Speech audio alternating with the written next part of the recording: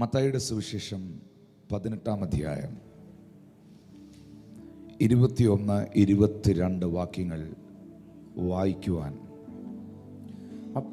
പരിശുദ്ധാത്മാവ് ഓർമ്മപ്പെടുത്തുകയാണ്. പത്രോസ് അവൻ്റെ അടുക്കൽ വന്നു, കർത്താവേ,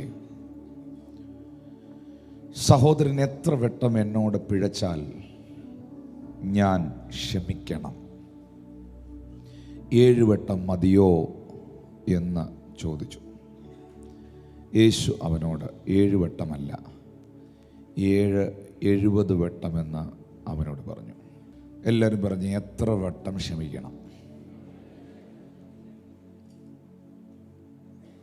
എത്ര ക്ഷമിക്കണം?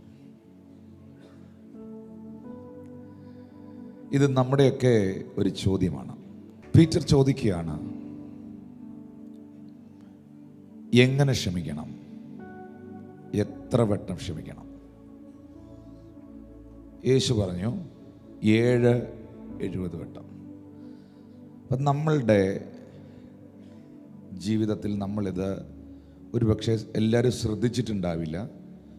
കൂടുതൽ ആഴമായി ശ്രദ്ധിച്ചിട്ടുള്ളവർ ഒരുപക്ഷെ കണക്ക് കൂട്ടിക്കാണും.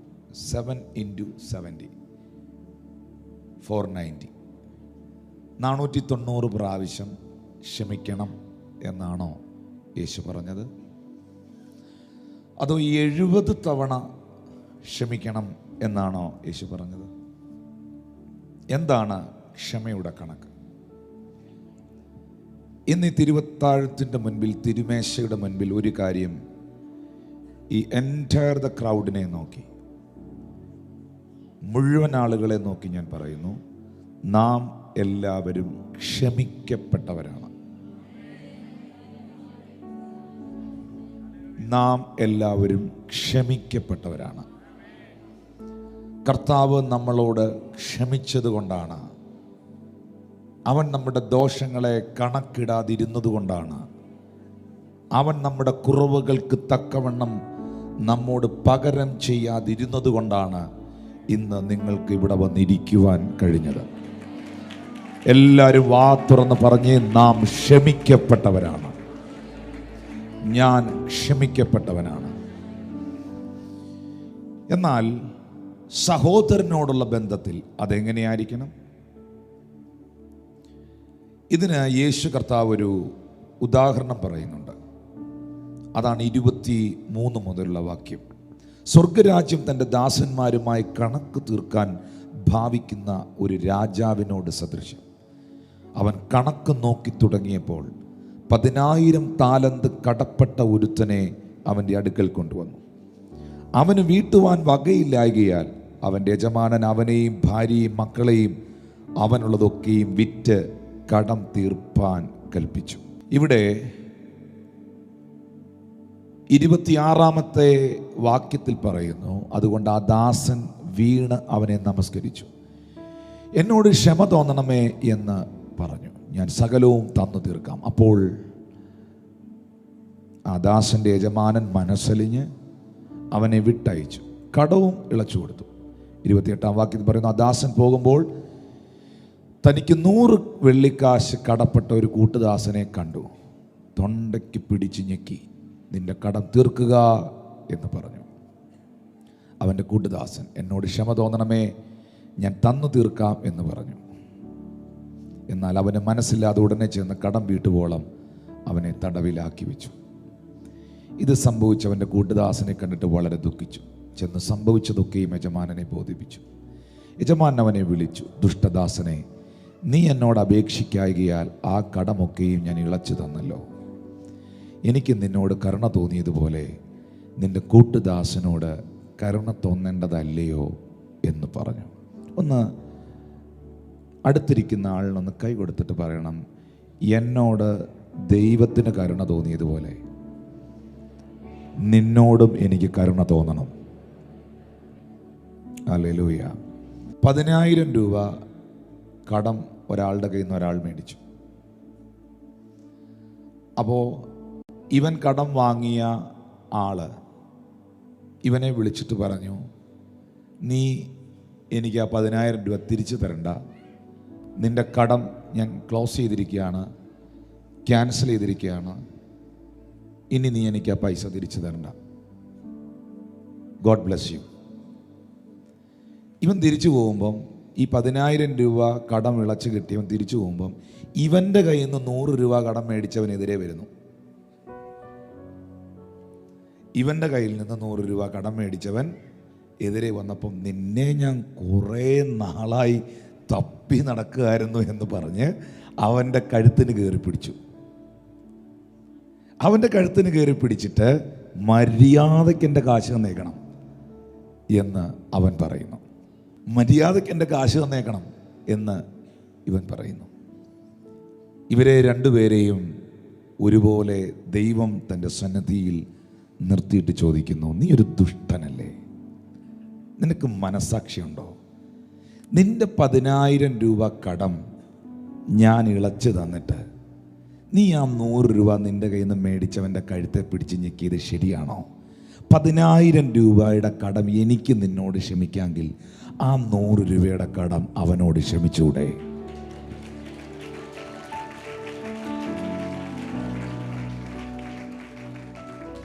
കർത്താവേ, എൻ്റെ ഇത്രയും പാപങ്ങളും എൻ്റെ ഇത്രയും കുറവുകളും എൻ്റെ ഇത്രയും ദോഷങ്ങളും നിനക്കെന്നോട് ക്ഷമിക്കാമെങ്കിൽ എന്നോട് എന്തോ ഒരു വാക്ക് പറഞ്ഞതിൻ്റെ പേരിൽ, എന്തോ ഒരു നോട്ടത്തിൻ്റെ പേരിൽ, എന്തോ ഒരു ചെറിയ കാര്യത്തിൻ്റെ പേരിൽ ഞാൻ പിണങ്ങിയിരിക്കുന്ന ആ മനുഷ്യനോട്, ആ സഹോദരിയോട്, ആ വ്യക്തിയോട് എനിക്ക് ക്ഷമിക്കാൻ കഴിയത്തില്ലേ?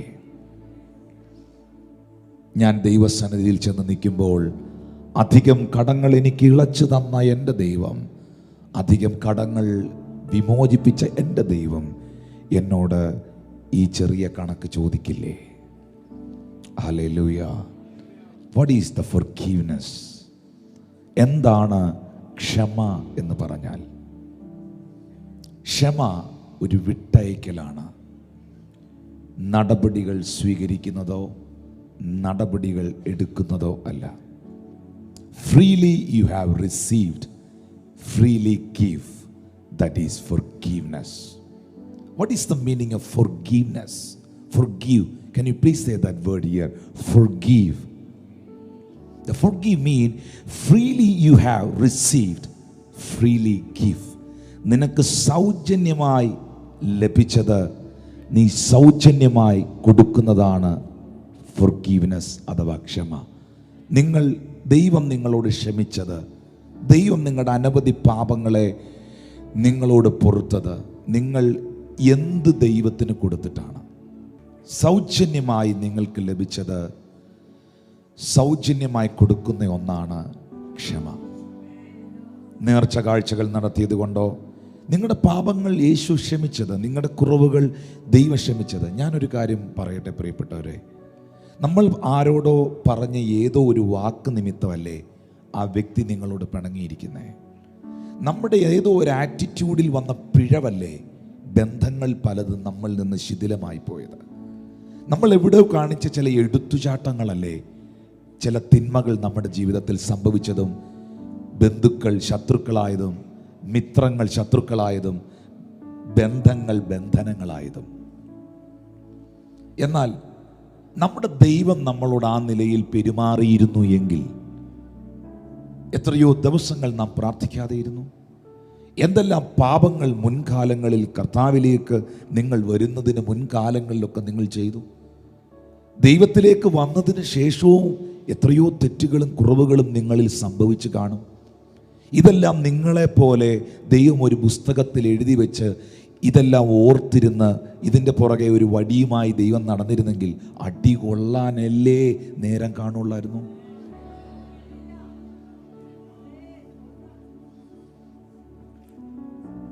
അപ്പോൾ ക്ഷമ എന്താണ്?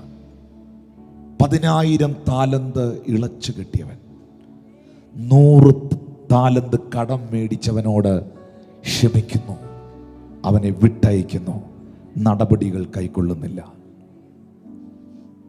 അതാണ് മത്തായി 18:35 യേശു പറയുന്നത്, നിങ്ങളിൽ ഒരുത്തൻ സഹോദരനോട് ഹൃദയപൂർവ്വം ക്ഷമിക്കാഞ്ഞാൽ സ്വർഗസ്ഥനായ എൻ്റെ പിതാവ് അങ്ങനെ തന്നെ നിങ്ങളോടും ചെയ്യും. ഞാൻ ചോദിക്കട്ടെ, ദൈവം എൻ്റെ കുറവുകളെ എന്നോട് ക്ഷമിക്കണോ? പറ. ദൈവം എൻ്റെ അകൃത്യങ്ങളെ എന്നോട് ക്ഷമിക്കണോ? ദൈവമക്കളെ, ഞാൻ ഈ പറയുന്നത് വളരെ ഗൗരവമുള്ളൊരു കാര്യമാണ്. ദൈവം എന്നോട് ക്ഷമിക്കണമെങ്കിൽ, ദൈവം എൻ്റെ പിഴവുകളെ എന്നോട് പൊറുക്കണമെങ്കിൽ, എൻ്റെ സഹോദരനോട് ഞാൻ കാണിക്കുന്ന, എൻ്റെ സഹപ്രവർത്തകനോട് ഞാൻ കാണിക്കുന്ന, എൻ്റെ മാതാപിതാക്കളോട്, എൻ്റെ ചുറ്റും നിൽക്കുന്നവരോട് ഞാൻ കാണിക്കുന്ന എൻ്റെ മനോഭാവം എന്താണോ ആ അളവുകോലിലാണ് ദൈവം എന്നോടും ക്ഷമിക്കുന്നത്. അത് യേശു തൻ്റെ പ്രാർത്ഥനയിലും പഠിപ്പിച്ചു. യേശു തൻ്റെ പ്രാർത്ഥനയിൽ ശിഷ്യന്മാർ പറഞ്ഞു, യോഹന്നാൻ അവരുടെ ശിഷ്യന്മാരെ പ്രാർത്ഥിക്കാൻ പഠിപ്പിച്ചതുപോലെ ഞങ്ങളെയും പ്രാർത്ഥിക്കാൻ പഠിപ്പിക്കണമേ എന്ന് പറഞ്ഞ പ്രാർത്ഥനയിൽ മത്തായി 6:12 യേശു പറഞ്ഞു, ഞങ്ങളുടെ കടക്കാരോട് ഞങ്ങൾ ക്ഷമിച്ചിരിക്കുന്നത് പോലെ ഞങ്ങളുടെ കടങ്ങളെ ഞങ്ങളോടും ക്ഷമിക്കണമേ. എൻ്റെ കടക്കാരനോട് ഞാൻ എങ്ങനെ ക്ഷമിച്ചിരിക്കുന്നുവോ, എനിക്കിട്ട് പണി തന്ന ആളിനോട് ഞാൻ എങ്ങനെ പൊറുത്തിരിക്കുന്നുവോ, അതേ അളവുകോലിൽ ദൈവം എന്നോടും ക്ഷമിക്കുകയാണ്. ഞാനിനി നിങ്ങളെ സഹായിക്കാൻ പോവുകയാണ്. നിങ്ങളിൽ ചില വിഷയങ്ങളിൽ നിന്ന് കർത്താവ് പുറത്തെടുക്കാൻ പോവുകയാണ്. നിങ്ങൾക്കറിയാമോ, എത്ര പ്രാർത്ഥിച്ചിട്ടും പൊട്ടാത്ത ചില ബന്ധനങ്ങളുണ്ട്. എത്ര ഉപവസിച്ചിട്ടും മാറാത്ത ചില രോഗങ്ങളുണ്ട്. എത്ര കരഞ്ഞു കൂവിയിട്ടും മുന്തിയ പാസ്റ്റർമാരെ കൊണ്ടുവന്ന് തലയ്ക്ക് പിടിപ്പിച്ചിട്ടും അഴിയാത്ത കേസുകളുണ്ട്. ഇതഴിയപ്പെടണമെങ്കിൽ, ആ ഒരു ഫ്രീഡം ഉണ്ടാകണമെങ്കിൽ, what is a freedom? The freedom to let go. നിങ്ങൾ ചിലത് വിടുന്നത്, നിങ്ങൾ മുറുക്കി പിടിച്ച ചിലത് നിങ്ങൾ വിടുമ്പോഴാണ് നിങ്ങൾ ഫ്രീ ആകുന്നത്. ഞാൻ ഈ ഹാൻഡ് കർച്ചീഫ് എൻ്റെ കയ്യിൽ മുറുക്കി പിടിച്ചിരിക്കുകയാണ്. ഇത് ഒരാളോടുള്ള ക്ഷമയാണ്, അൺഫർഗീവ്നെസ് ആണ്. ക്ഷമിക്കില്ല അവനോട്, പൊറുക്കില്ല അവൻ എന്നോട് പറഞ്ഞ് മുറുക്കി പിടിച്ചിരിക്കുകയാണ്. ഇതെൻ്റെ ഹൃദയമാണെന്ന് കൂട്ടിക്കൊള്ളുക. എൻ്റെ ഹൃദയത്തിൽ നിറയെ, ഈ കയ്യിൽ ഈ ഹാൻഡ് കർച്ചീഫ് ഇരിക്കുന്നത് പോലെ എൻ്റെ ഹൃദയത്തിൽ നിറയെ ആ വ്യക്തിയോടുള്ള പകയും വിദ്വേഷവും നിറഞ്ഞിരിക്കുന്നിടത്തോളം I am not free. My mind is not free. അടുത്തിരിക്കുന്ന ആളെ തൊട്ടിട്ട് പറഞ്ഞാട്ടെ, സ്വാതന്ത്ര്യം. Hallelujah. I am not free. ഈ സമയത്ത് ഇത് എൻ്റെ കരമാണെന്ന് തന്നെ കൂട്ടണം. പക്ഷെ നിങ്ങളുടെ ഭാവനയിൽ ഇതിൻ്റെ ഹൃദയത്തിലിരിക്കുന്ന ഒരാളോടുള്ള കയ്പ് ഞാൻ മുറുകെ പിടിച്ചിരിക്കുന്നതാണ്. പെട്ടെന്ന് ഇവിടെ ഒരു ആർക്കോ കുഞ്ഞ് ജനിച്ചു. ആ സമയത്ത്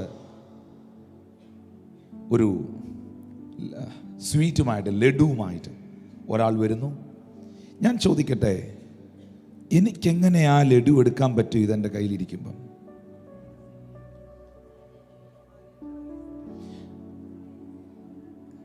ഞാൻ ചിലത് വിടാതെ എൻ്റെ കയ്യിലേക്ക് ദൈവത്തിന് ചിലത് തരാൻ കഴിയുകയില്ല.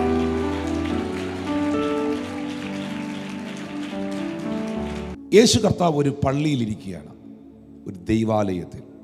The Gospel of John chapter 8, യോഹന്നാന്റെ സുവിശേഷം 8-ാം അധ്യായം അതിൻ്റെ 1 മുതലുള്ള വാക്യത്തിലാണ് ഈ സംഭവം ഞാൻ കാണുന്നത്.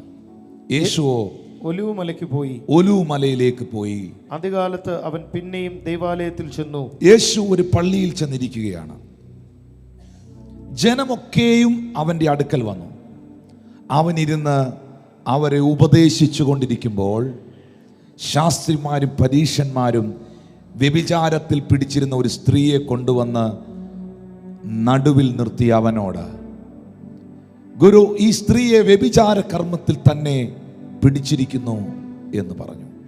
ഇങ്ങനെയുള്ളവരെ കല്ലെറിയണമെന്ന് മോശ ന്യായപ്രമാണത്തിൽ ഞങ്ങളോട് കൽപ്പിച്ചിരിക്കുന്നു. നീ ഇവളെക്കുറിച്ച് എന്തു പറയുന്നു എന്ന് ചോദിച്ചു.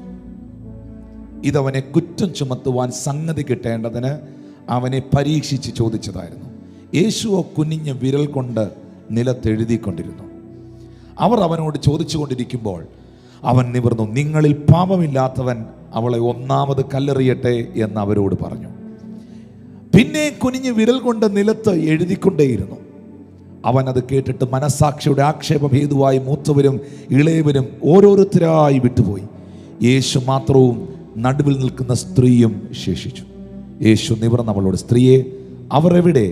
നിനക്കാരും ശിക്ഷ വിധിച്ചില്ലയോ എന്ന് ചോദിച്ചു. ഇല്ല കർത്താവേ എന്നവൾ പറഞ്ഞു. ഞാനും നിനക്ക് ശിക്ഷ വിധിക്കുന്നില്ല, പോക.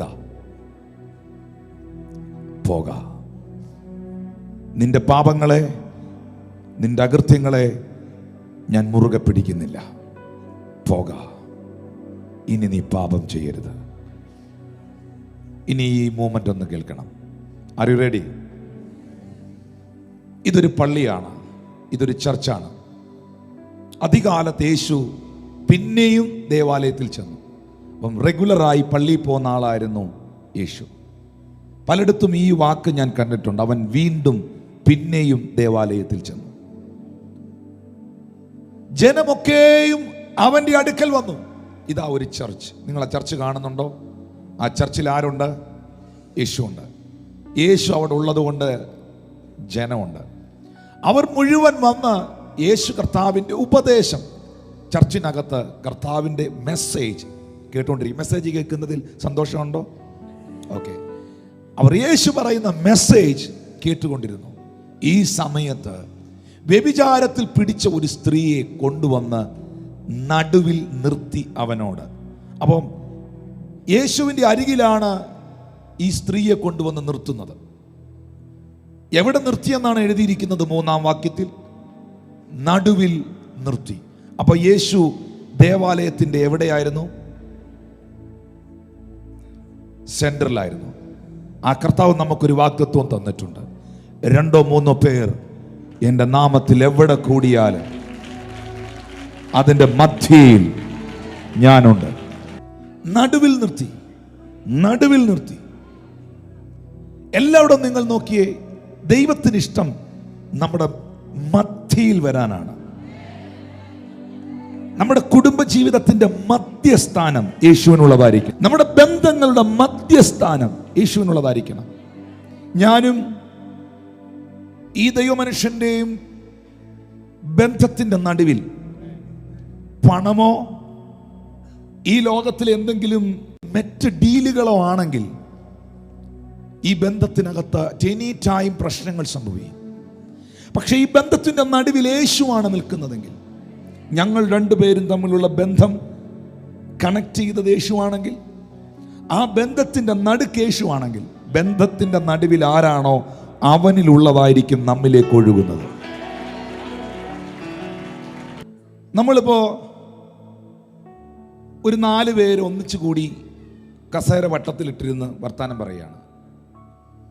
പെട്ടെന്ന് കോമഡി പറയുന്ന, നന്നായി തമാശ പറയുന്ന, എല്ലാത്തിലും നല്ല ഹ്യൂമറുള്ള ഒരാൾ ഇതിൻ്റെ ഇടയ്ക്കോട്ട് കയറി വന്നിട്ട് ആ കസേരയിൽ 6ാമനായിട്ടിരുന്നാൽ ഒരു 5 മിനിറ്റിനകത്ത് നമ്മളെല്ലാം കൂടി ഇരുന്ന് കുടുകൂടാ ചിരിക്കാൻ തുടങ്ങും ഓരോരോ കാര്യങ്ങൾ കേട്ട്. കാരണം ആ ഒരു ബന്ധത്തിൻ്റെ ഇടയിലേക്ക് തമാശ പറയുന്ന ഒരാൾ കയറി വന്നപ്പോൾ നമ്മളെല്ലാം ചിരി തുടങ്ങി.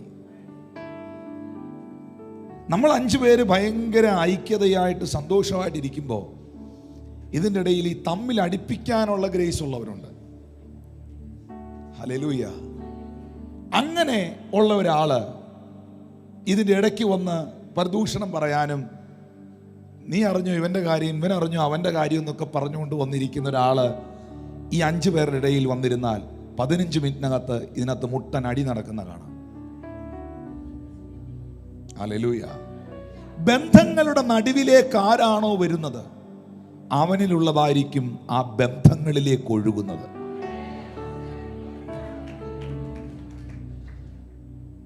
എന്തുകൊണ്ടാണ് ചർച്ചിൽ വരുമ്പോൾ നിങ്ങൾക്ക് സന്തോഷമുള്ളത്? എന്തുകൊണ്ടാണ് പ്രാർത്ഥനയിൽ വന്നിരിക്കുന്ന സമയത്ത് എല്ലാം മറക്കാൻ കഴിയുന്നത്? കാരണം ഇവിടെ ഈ ഇരിക്കുന്ന ബന്ധങ്ങൾ കംപ്ലീറ്റും സ്പിരിച്വലാണ്.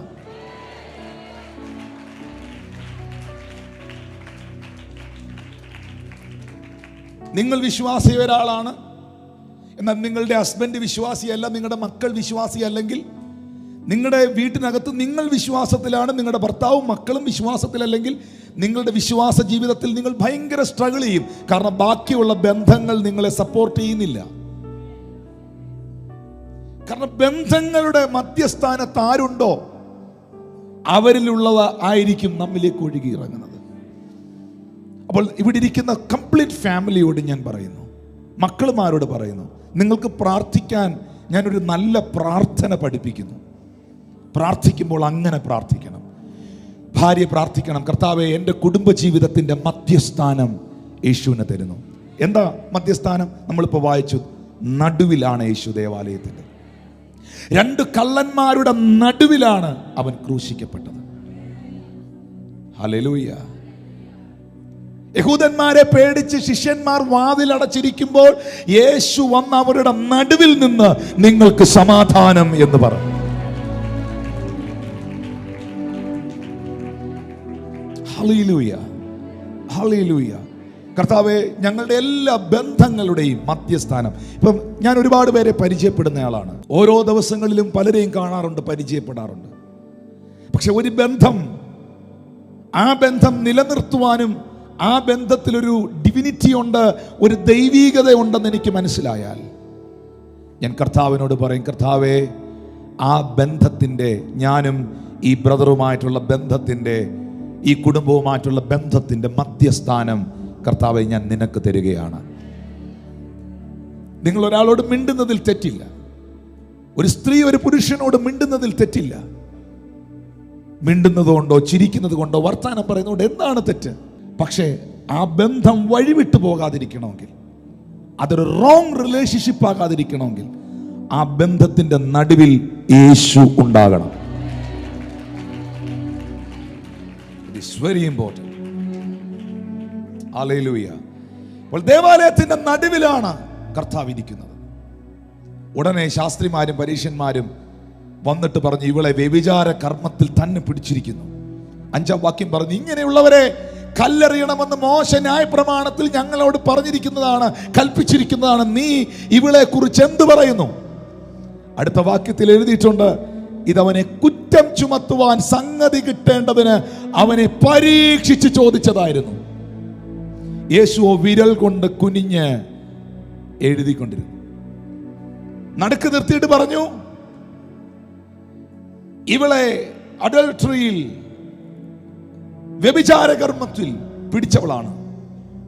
എന്താണ് ഇവളെ ചെയ്യേണ്ടത്? അപ്പം യേശു ആരാണ്? യേശുവിനെ എന്താണ് അവർ വിളിച്ചത്? റബി. റബി, ആ വേർഡെല്ലാം ശ്രദ്ധിക്കണം. അപ്പോൾ യേശുവിനെ അവർ കാണുന്നത് ടീച്ചർ, ഒരു റബി ആയിട്ടാണ്. ഉപദേശം തേടാൻ വന്നതാണ്. പക്ഷെ മനോഭാവം വേറെയാണ്. യേശു ഇതിനുത്തരമായി ഇവളെ കല്ലെറിയണമെന്ന് പറഞ്ഞാലും കല്ലെറിയണ്ടെന്ന് പറഞ്ഞാലും യേശു കുടുങ്ങും. കാരണം ഈ പ്ലാൻ ചെയ്ത് വന്നവർ, ഈ സ്ത്രീ അല്ല ഇവരുടെ ടാർഗറ്റ്. ഈ സ്ത്രീ അല്ല ഇവരുടെ ടാർഗറ്റ്. ഈ സ്ത്രീയെ മുന്നിൽ നിർത്തിക്കൊണ്ട് യേശുവിനെ കൊടുക്കുക എന്നുള്ളതാണ് ഇവരുടെ ടാർഗറ്റ്. അപ്പൊ നിങ്ങൾ ചോദിക്കും, എന്താണ്? യേശു ഇവളെ കല്ലെറിഞ്ഞോളാൻ പറഞ്ഞാൽ ഇവരുടനെ, ഇവൻ പറഞ്ഞു കണ്ടോ, അവളെ എറിഞ്ഞു കൊല്ലാൻ ഇവൻ പറഞ്ഞു കണ്ടോ. ഇത്രയും ദിവസം ഇവൻ പ്രസംഗിച്ചുകൊണ്ട് നടന്നത്, ഇവൻ പാപികളുടെ രക്ഷകനാണ്, ഇവൻ നീതിമാന്മാരെ തേടിയല്ല വന്നത്, പാപികളെ തേടിയാണ് വന്നത്, കാണാതെ പോയതിനെ തിരഞ്ഞു രക്ഷിക്കാനാണ് വന്നത് എന്നൊക്കെ അല്ലായിരുന്നോ ഇവന്റെ പ്രസംഗം? കണ്ടോ, ഇപ്പൊ പറഞ്ഞു കണ്ടോ, പാപിയെ, ഈ പാപിനിയെ എറിഞ്ഞു കൊല്ലാൻ. ഇതിന്ന് നിങ്ങൾക്ക് മനസ്സിലായോ ഇവൻ പാപികളുടെ രക്ഷകനല്ലെന്ന്? അവർക്കത് പ്രൂവ് ചെയ്യാൻ പറ്റും. അല്ല, യേശു പറയാണ്, നിങ്ങളൊരു കാര്യം ചെയ്യും, കൊണ്ടുവന്ന കല്ലെല്ലാം കൂടെ അവളെ എറിഞ്ഞങ്ങ് കൊന്നോളൂ എന്ന് പറഞ്ഞാൽ ഉടൻ അവർ പറയും, കണ്ടോ കണ്ടോ അവൻ പറഞ്ഞത്, അവൻ പാപികളുടെ രക്ഷകനല്ല. എറിഞ്ഞു കൊല്ലരുതെന്ന് പറഞ്ഞാൽ ന്യായപ്രമാണം തെറ്റിക്കും. എറിഞ്ഞു കൊല്ലാൻ പറഞ്ഞാൽ പാപികളുടെ രക്ഷകനല്ലാതാവും. ഇവരുടെ കയ്യിലിരിക്കുന്ന തോറയിൽ എഴുതിയിട്ടുണ്ട്, വ്യഭിചാരം ചെയ്തവനെ എറിഞ്ഞു കൊല്ലണമെന്ന്. മോശയുടെ കാലത്ത് കിട്ടിയ പ്രമാണമാണ്. യേശു എറിഞ്ഞു കൊന്നോളാൻ പറഞ്ഞാൽ പാപിയെ രക്ഷിക്കാൻ വന്നവനല്ലാതാവും. കാരണം ഇവളാരാ? പാപിയാ. യേശു എറിഞ്ഞ് കൊല്ലരുതെന്ന് പറഞ്ഞാൽ മോശയുടെ ന്യായപ്രമാണം തെറ്റിച്ച ദുരുപദേശകനാകും. ഇത് രണ്ട് യെസ് ഓർ നോ, ഈ രണ്ട് ഉത്തരം പറഞ്ഞാലും യേശുവിനെ അവർക്ക് അറസ്റ്റ് ചെയ്യാം. ഇവർ ഭയങ്കര പ്ലാനിങ്ങോടാണ് വന്നിരിക്കുന്നത്. കാരണം ഒരു മനുഷ്യനോട് ഒരു ചോദ്യം ചോദിച്ചാൽ ഒന്നെങ്കിൽ യെസ് അല്ലെങ്കിൽ നോ. ഹല്ലേലൂയ. ഉത്തരം പറഞ്ഞേ പറ്റൂ. യേശു പറഞ്ഞു, നിങ്ങളിൽ പാപം ചെയ്യാത്തവൻ ഇവളെ. ഇവരിങ്ങനൊരു ഉത്തരം ജീവിതത്തിൽ പ്രതീക്ഷിച്ചില്ല. ഒന്ന് എറിയാൻ പറയുമെന്ന് വിചാരിച്ചു, അല്ല എറിയരുതെന്ന് പറയുമെന്ന് വിചാരിച്ചു. ഇത് രണ്ട് പറഞ്ഞിരുന്നെങ്കിൽ യേശു കുടുങ്ങിയേനെ. ഇങ്ങനൊരു ഉത്തരം അവർ പ്രതീക്ഷിച്ചതേയില്ല. ഇനി ഇവിടെ ഇരുന്നുകൊണ്ട് ഞാനൊരു സത്യം പറയാം. നീ എത്ര വർഷങ്ങൾ എടുത്ത് പ്ലാൻ ചെയ്താണെങ്കിലും, പിശാചേ നീ എത്ര കൊല്ലം കൊണ്ട് പ്ലാൻ ചെയ്യുന്നതാണെങ്കിലും, നിന്നെ തകർക്കാൻ, നിങ്ങളെ മുടിക്കാൻ പിശാച് മാസങ്ങളും വർഷങ്ങളും എടുത്ത് കമ്മിറ്റി കൂടി പ്ലാൻ ചെയ്യുന്ന സാധനമാണെങ്കിലും കർത്താവ് അതൊരൊറ്റ സെക്കൻഡ് കൊണ്ട് പൊളിച്ച് ദൂരെ കളയും.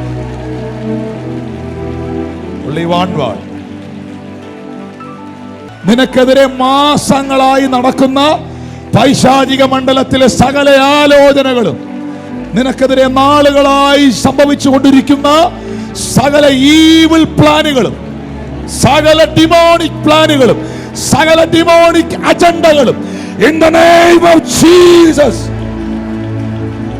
ഒറ്റ സെക്കൻഡ് കൊണ്ട് ശത്രുവിന്റെ ഉത്തരം മുട്ടിച്ചു കളയും.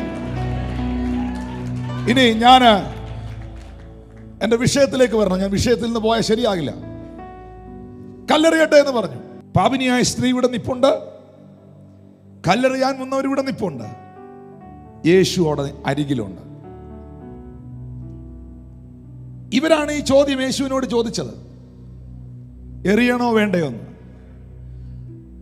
അവരെ നോക്കിയാണ് ഇവളെ നിർത്തിക്കൊണ്ട് യേശു പറഞ്ഞത്, നിങ്ങളിൽ. അത് ആ പറയുന്നത് ഇങ്ങനെ തന്നെ, എന്നെ ശ്രദ്ധിക്കണം. മുഖത്ത് നോക്കാതെ യേശു പറയുന്നില്ല, നിങ്ങളിൽ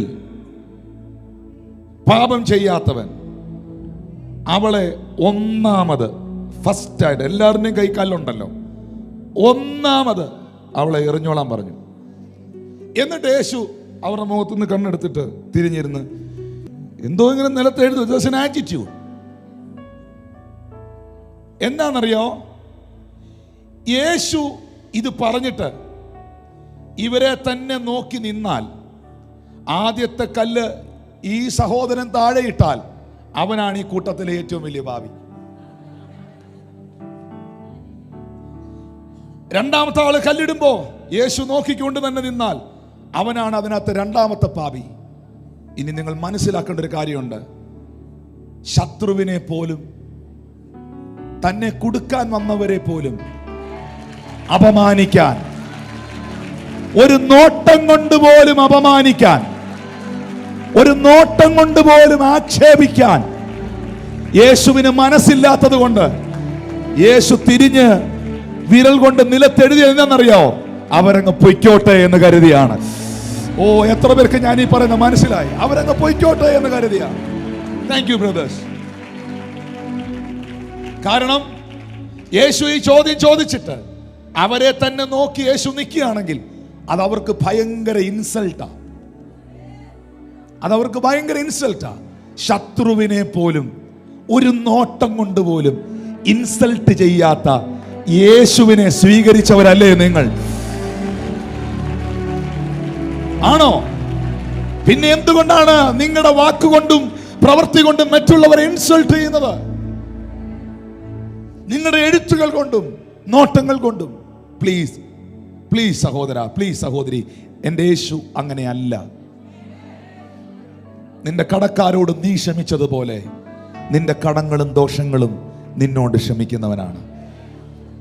ഞാൻ ചെയ്തതിനെയൊക്കെയും അവൻ പരസ്യപ്പെടുത്തിയിരുന്നെങ്കിൽ, ഞാൻ ചെയ്തതിനെയൊക്കെയും അവൻ വിളംബരം ചെയ്തിരുന്നെങ്കിൽ എനിക്ക് ലോകത്ത് ജീവിക്കാൻ പോലും കഴിയുകയില്ലായിരുന്നു. എൻ്റെ ലംഘനങ്ങളെ ക്ഷമിച്ച് എൻ്റെ പാപങ്ങളെ എന്നേക്കുമായി മറക്കുകയല്ല, എൻ്റെ പാപങ്ങളെ ആഴക്കടലിൻ്റെ അടിത്തട്ടിലേക്ക് വലിച്ചെറിഞ്ഞവനാണ് കർത്താവായ യേശു ക്രിസ്തു. ഇനി അടുത്ത വാക്യം, അവൻ വിരൽ കൊണ്ട് നിലത്ത് എഴുതിക്കൊണ്ടിരുന്നു. 9-ാമത്തെ വാക്യം പറയുന്നു, അത് കേട്ടിട്ട് മനസാക്ഷിയുടെ ആക്ഷേപം ഹേതുവായി മൂത്തവരും ഇളയവരും ഓരോരുത്തരായി വിട്ടുപോയി. ഞാൻ ഇങ്ങനെ പറയുന്നു, ഇവർ വിട്ടുപോകുന്നത് വരെ യേശു നോക്കിയില്ല. യേശുവിന് അറിയാം അവർ പോകുന്നു. കർത്താവ് നിലത്ത് ഇങ്ങനെ വരച്ചോണ്ടേയിരുന്നു. ബൈബിൾ പറയുന്നു, യേശുവും നടുവിൽ നിൽക്കുന്ന സ്ത്രീയും മാത്രം ശേഷിച്ചു. That is a very, very important moment. Dr. Karun, can you please come forward? യേശുവും ആ വ്യക്തിയും മാത്രം ശേഷിച്ചു. ഈ വ്യക്തി ഇപ്പോൾ തിരിഞ്ഞ് എങ്ങനെല്ലാം വട്ടം കറങ്ങി നോക്കിയാലും അവൾക്ക് കാണാൻ കഴിയുന്നത് യേശുവിനെ മാത്രമാണ്. അവൾ ആ പള്ളിക്കകത്ത് നിന്ന് മൊത്തം ചുറ്റും നോക്കിയാൽ എറിയാൻ വന്നവരാരും ഇല്ല, മറ്റാരെയും അവൾ കാണുന്നില്ല. അവൾ കാണുന്നത് നടുവിൽ നിൽക്കുന്ന യേശുവിനെ മാത്രമാണ്. നീയും യേശുവും തനിച്ചാകുന്ന നിമിഷം,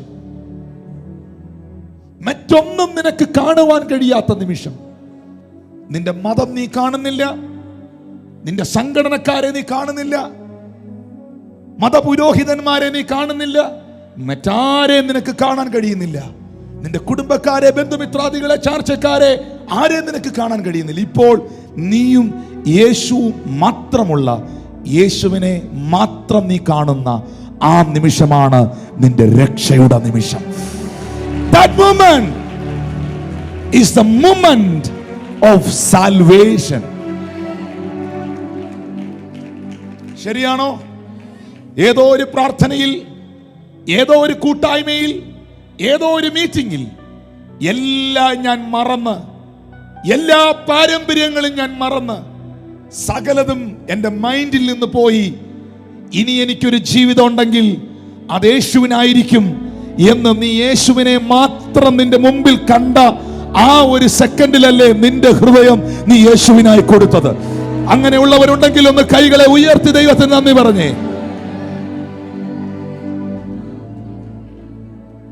This is a time, this is the moment of salvation.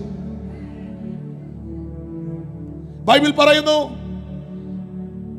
10-ാമത്തെ വാക്യത്തിൽ, യേശു നിവർന്ന് അവളോട്, സ്ത്രീയെ, അവർ എവിടെ? നിന്നെ എറിയാൻ വന്നവരെവിടെ?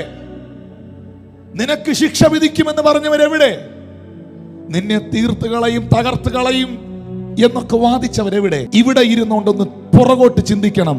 എത്രയോ ആളുകൾ എന്നെ വെല്ലുവിളിച്ചു, എത്രയോ വ്യക്തികൾ നിന്നെ തീർത്തുകളയുമെന്ന് പറഞ്ഞു, എത്രയോ വ്യക്തിത്വങ്ങൾ നിന്നെ ജീവിക്കാൻ സമ്മതിക്കില്ലെന്ന് പറഞ്ഞു, എത്രയോ സാഹചര്യങ്ങൾ പിശാച് നിന്നെ നോക്കി പറഞ്ഞു നിന്നെ വെച്ചോണ്ടിരിക്കത്തില്ലെന്ന്. പക്ഷെ ഇവിടെ ഇരുന്നുകൊണ്ടൊന്ന് തിരിഞ്ഞു നോക്കിയേ, അവരൊക്കെ എവിടെ?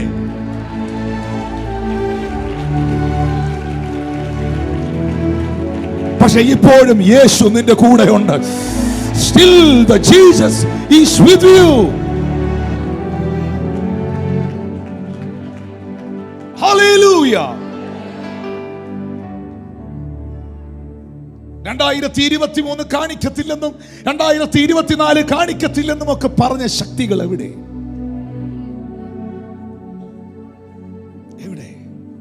അവരെവിടെ?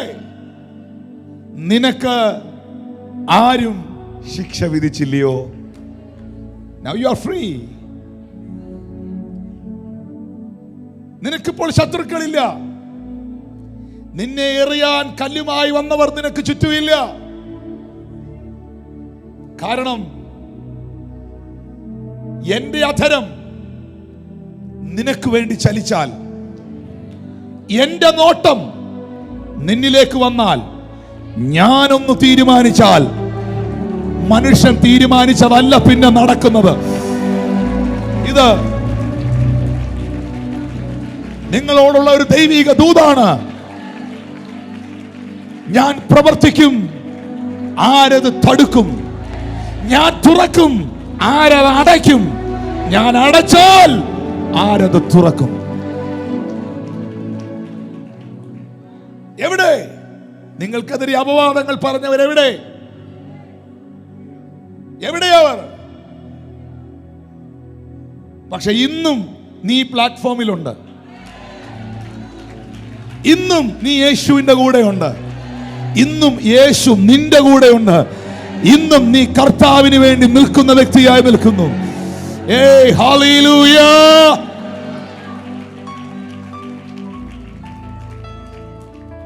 നിന്റെ ശത്രുക്കൾ നിന്നെ യേശുവിന്റെ അരികിൽ എത്തിച്ചോ? പറ. ഇവൾ യേശുവിന്റെ അടുക്കൽ എത്തിയതിന്റെ കാരണം ഇവളിൽ കുറ്റം കണ്ടുപിടിച്ചവരും ഇവളെ എറിയാൻ കയ്യിൽ കല്ലെടുത്തവരും ഒരു തെരുവ് നായെ പോലെ പട്ടണത്തിലൂടെ ഓടിച്ചുകൊണ്ട് യേശുവിന്റെ അരികിൽ കൊണ്ടുവന്ന് നിർത്തിയ ഒരു സമൂഹമല്ലേ? ആ സമൂഹം കാരണമല്ലേ ഇവൾക്ക് യേശുവിനെ കാണാൻ കഴിഞ്ഞത്? ആണോ? അങ്ങനെയാണെങ്കിൽ നിന്റെ പ്രതിസന്ധി നിന്നെ യേശുവിന്റെ അടുക്കൽ എത്തിച്ചോ? നിന്റെ കടഭാരം നിന്നെ യേശുവിന്റെ അടുക്കൽ എത്തിച്ചോ? നിന്റെ ജീവിതത്തിലെ മാനസിക സമ്മർദ്ദങ്ങൾ നിന്നെ യേശുവിന്റെ അടുക്കൽ എത്തിച്ചോ? നിനക്കെതിരെ വെല്ലുവിളിച്ച ശക്തികൾ നിന്നെ യേശുവിന്റെ അടുക്കൽ എത്തിച്ചോ? എത്തിച്ചെങ്കിൽ ആ പ്രതിസന്ധി ഒരു തോൽവിയല്ലായിരുന്നു, ആ പ്രതിസന്ധി ഒരു ജയമായിരുന്നു. കൈകൾ അടിച്ചു കർത്താവിന് നന്ദി പറഞ്ഞേ.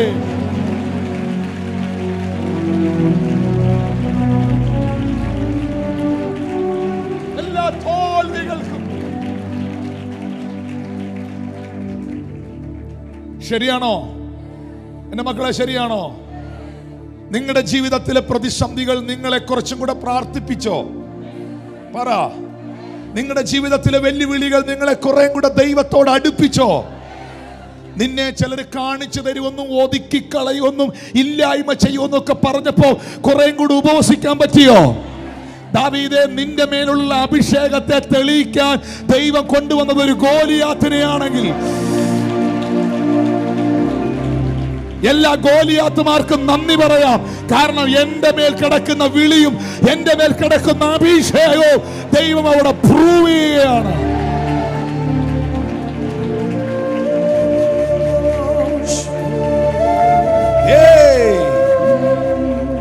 Thank you Jesus. Thank you Jesus. എന്റെ ജീവിതത്തിൽ ഞാൻ കടന്നുപോയ ചലഞ്ചസ്, എന്റെ ജീവിതത്തിൽ ഞാൻ ഫേസ് ചെയ്ത ചലഞ്ചസ് എന്നെ യേശുവിന്റെ അടുക്കൽ കൊണ്ടുവന്നെങ്കിൽ I thank you so much for that challenges.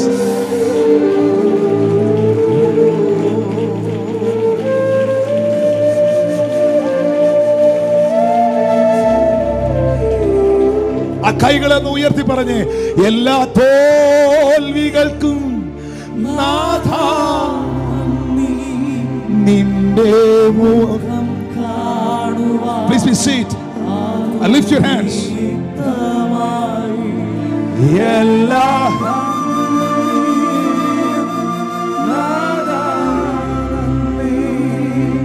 നിന്റെ സാന്നിധ്യമറിയാൻ ഇടയായി. പ്രിയപ്പെട്ടവരെ, യൂദായോട് ഫുഡ് കഴിച്ചുകൊണ്ടിരുന്നപ്പം മറ്റ് ശിഷ്യന്മാർ 11 കൂടിയിരിപ്പുണ്ട്, യൂദ തൊട്ടടുത്തിരിപ്പുണ്ട്.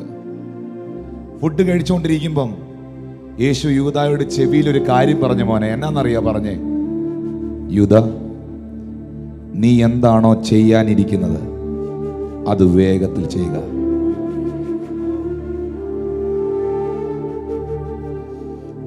I know all your plans. നീ എന്താണോ ചെയ്യാനിരിക്കുന്നത് നീ അത് പെട്ടെന്ന് ചെയ്യ. നീ അത് പെട്ടെന്ന് ചെയ്താലേ എന്നെ പിതാവ് ഈ ഭൂമിയിലേക്ക് അയച്ച കാര്യം പെട്ടെന്ന് നടക്കത്തുള്ളൂ. യൂദ, നീ അത് ചെയ്താൽ മാത്രമേ. എല്ലാ യൂദമാർക്കും നന്ദി, എല്ലാ ഗോലിയാത്തുമാർക്കും നന്ദി. യൂദ ഇല്ലെങ്കിൽ ക്രൂശിക്കപ്പെടത്തില്ല, ക്രൂശിക്കപ്പെട്ടില്ലെങ്കിൽ അടക്കപ്പെടത്തില്ല, അടക്കപ്പെട്ടില്ലെങ്കിൽ ഉയർത്തെഴുന്നേൽക്കില്ല, ഉയർത്തെഴുന്നേറ്റില്ലെങ്കിൽ സ്വർഗാരോഹണം ചെയ്യാൻ പറ്റില്ല. എന്റെ മേളിൽ കിടക്കുന്ന വാഗ്ദത്തങ്ങൾ പെട്ടെന്ന് നടപ്പിലാക്കാൻ ദൈവം അനുവദിക്കുന്ന എല്ലാ യൂദമാർക്കും നന്ദി.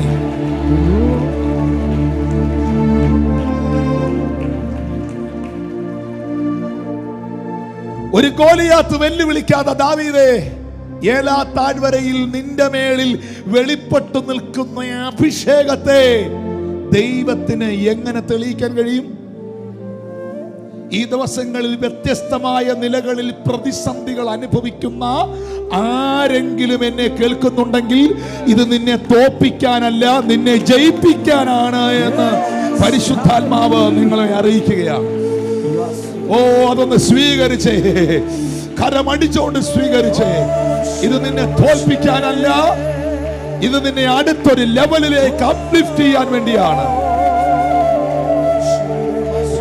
എല്ലാ തോൽവികൾക്കും നാഥാ നന്ദി, നിന്റെ മുഖം കാണുവാൻ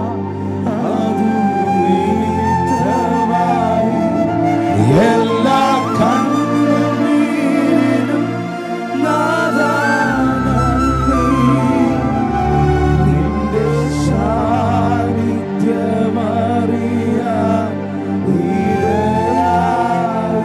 ഞാൻ ചിലപ്പോഴൊക്കെ എല്ലാവർക്കും നന്ദി പറയാറുണ്ട്. പറയണം കർത്താവിനോട്, എന്നെ എറിയാൻ കയ്യിൽ കല്ലെടുത്ത എല്ലാവർക്കുമായിട്ടും സ്തോത്രം. അവരാണ് എന്നെ യേശുവിന്റെ അടുക്കൽ എത്തിച്ചത്, അവരാണ് എന്നെ വചനം അറിയിച്ചത്, അവരാണ് ഈ സാന്നിധ്യത്തിലേക്ക് എന്നെ നടത്തിയത്. ഹല്ലേലൂയ. താഴ്വരയിൽ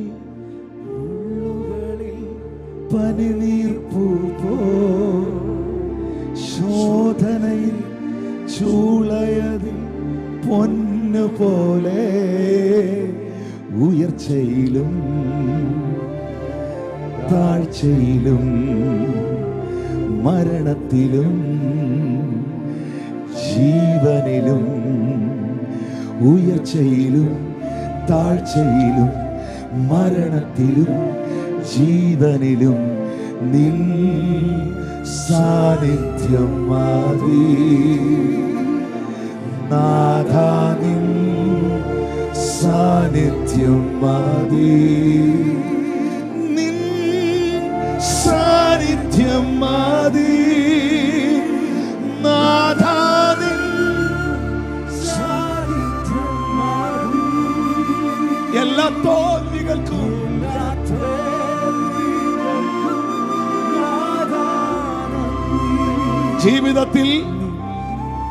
ജീവിതത്തിൽ എവിടെങ്കിലും എന്തിലെങ്കിലും പരാജയപ്പെട്ട ആരെങ്കിലും ഉണ്ടെന്ന് കൈ ഉയർത്തിയേ. നിന്റെ ജീവിതത്തിൽ നീ അനുഭവിച്ച സകല തോൽവികളെ ജയിച്ച കർത്താവ് ജയമാക്കി മാറ്റും. എഴുതി വെച്ചോ, ഇന്നത്തെ ഡേറ്റ് ഇട്ട് എഴുതി വെച്ചോ, എന്റെ കർത്താവ് നിന്നെ ജയിപ്പിച്ചിരിക്കും. In the name of Jesus.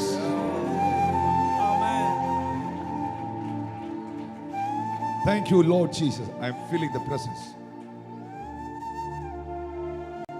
എനിക്കറിയാം കർത്താവ് ആരോടൊക്കെയോ സംസാരിക്കുന്നുണ്ടെന്ന്. ബൈബിളിൽ യേശു അവളോട് പറയുകയാണ്, ഞാനും നിനക്ക് ശിക്ഷ വിധിക്കുന്നില്ല. ഞാൻ വന്നത് രക്ഷിക്കാനാണ്, ഞാൻ വന്നത് ശിക്ഷിക്കാനല്ല. Jesus saves your life. അടുത്തിരിക്കുന്നവരോട് പറഞ്ഞാട്ടെ, യേശു എന്നെ രക്ഷിച്ചവനാണ്.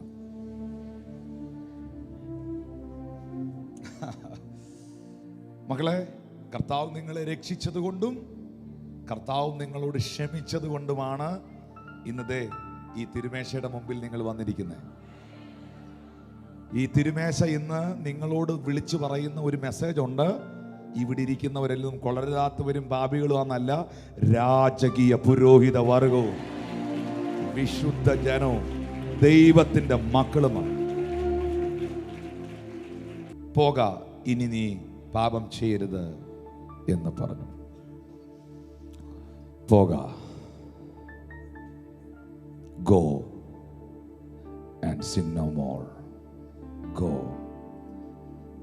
I am sending you. Go. Nobody can touch you. Nobody can block you. ഇനി ഒരു മനുഷ്യനും നിനക്കെതിരെ വാ തുറക്കില്ല. ഇനി ഒരു മനുഷ്യനും നിനക്കെതിരെ കല്ലെടുക്കില്ല. കാരണം നീ വന്നിട്ട് പോകുന്നത് എൻ്റെ അടുത്ത് നിന്നാണ്.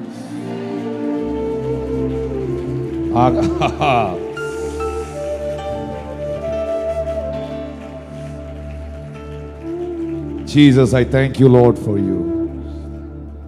Amen. നിങ്ങൾക്കറിയാവോ അവൾ പറഞ്ഞ വേർഡെന്ന് ശ്രദ്ധിച്ചേ. ഇല്ല കർത്താവേ. That word is very important. And she said, no man, Lord. What she say? അവൾ എന്തോ പറഞ്ഞേ? ലോർഡ്. എന്നാ യേശുവിനെ വിളിച്ചേ? ലോർഡ്. കല്ലും കൊണ്ട് വന്നവൻ എന്തോ വിളിച്ചേ? മാസ്റ്റർ, ഗുരു. പാപിനി എന്തോ വിളിച്ചേ? ലോർഡ്. എല്ലാം തികഞ്ഞവന് യേശു ഒരു അധ്യാപകനും പാപികൾക്ക് അവൻ കർത്താവുമാണ്.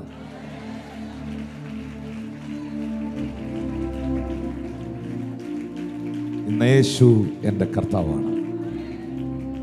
ഇനി ഞാൻ ഒരു കാര്യം കൂടെ ദൈവം എന്നോട് പറഞ്ഞു, ഒരു കാര്യം കൂടെ പറയട്ടെ. എന്നെ ഈ വചനഭാഗം ഞാൻ ധ്യാനിക്കുമ്പോൾ ഞാൻ അനുഭവിച്ചൊരു ആത്മസാന്നിധ്യമുണ്ട്.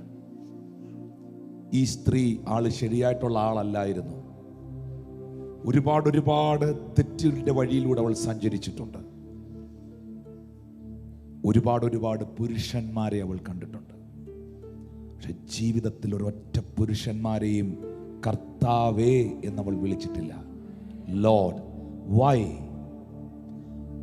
അവൾ കണ്ട എല്ലാ പുരുഷന്മാരിലും പാപത്തിൻ്റെ, തിന്മയുടെ ഒരു നോട്ടം ഉണ്ടായിരുന്നു.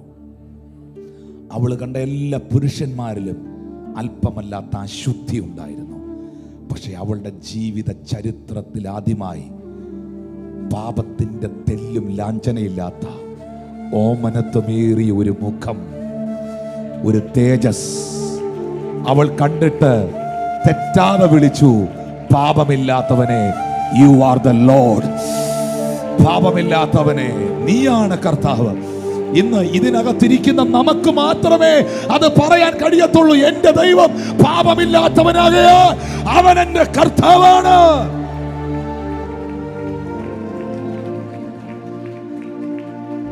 അശുദ്ധിയുടെ ചരിത്രങ്ങളോ അനവധി ഭാര്യമാരുടെ ബന്ധങ്ങളോ ഒന്നുമില്ലാത്ത പരസ്ത്രീ പുരുഷ ബന്ധത്തിൽ പോലും ജനിക്കാത്ത, പരിശുദ്ധാത്മാവിനാൽ ജനിച്ച് പരിശുദ്ധനായി വളർന്ന് പരിശുദ്ധാത്മാവിൽ നിറഞ്ഞ് പരിശുദ്ധിയോടുകൂടെ സ്വർഗത്തിലേക്ക് എടുക്കപ്പെട്ട അതിവിശുദ്ധനാണ് എൻ്റെ ദൈവം എന്ന് പറയാൻ കഴിയുന്നവർക്കായി ഞാൻ ദൈവത്തെ സ്തുതിക്കുന്നു.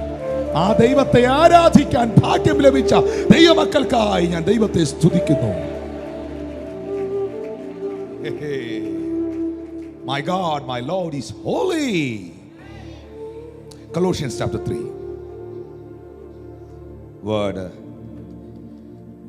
12-30. അതുകൊണ്ട് ദൈവത്തിന്റെ വൃതന്മാരും വിശുദ്ധന്മാരും പ്രിയരുമായി മനസ്സലിവ്, ദയ, താഴ്മ, സൗമ്യത, ദീർഘക്ഷമ എന്നിവ ധരിച്ചുകൊണ്ട് അന്യോന്യം പൊറുക്കുകയും ഒരുവനോട് ഒരുവൻ വഴക്കുണ്ടായാൽ തമ്മിൽ ക്ഷമിക്കുകയും ചെയ്യുവീൻ.